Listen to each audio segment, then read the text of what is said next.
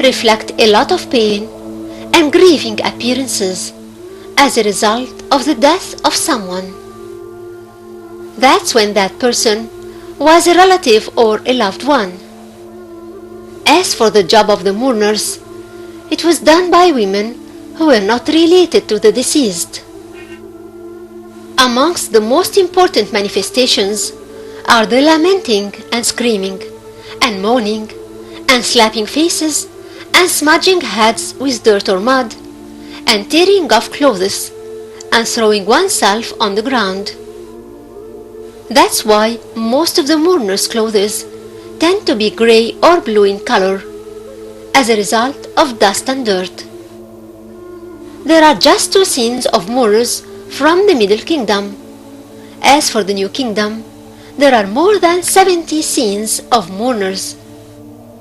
The tomb of Ra Musa in the west bank of Luxor is one of the most important tombs that show this scene, and that's why it was called the mourner's tomb.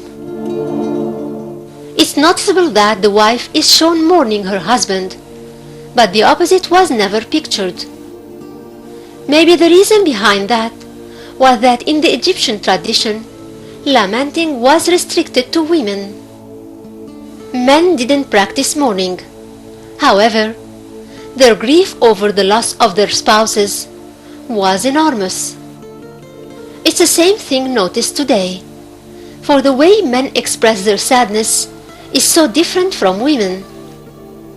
It's very unlikely for men to cry and moan and slap their faces. The mourner scenes can still be seen in a number of villages in Egypt. The bigger number of mourners brought to the funeral, and the louder they are in their grief expressions, the more the family demonstrates the amount of sadness they feel for the death of the relative or beloved one, and their high status in the society.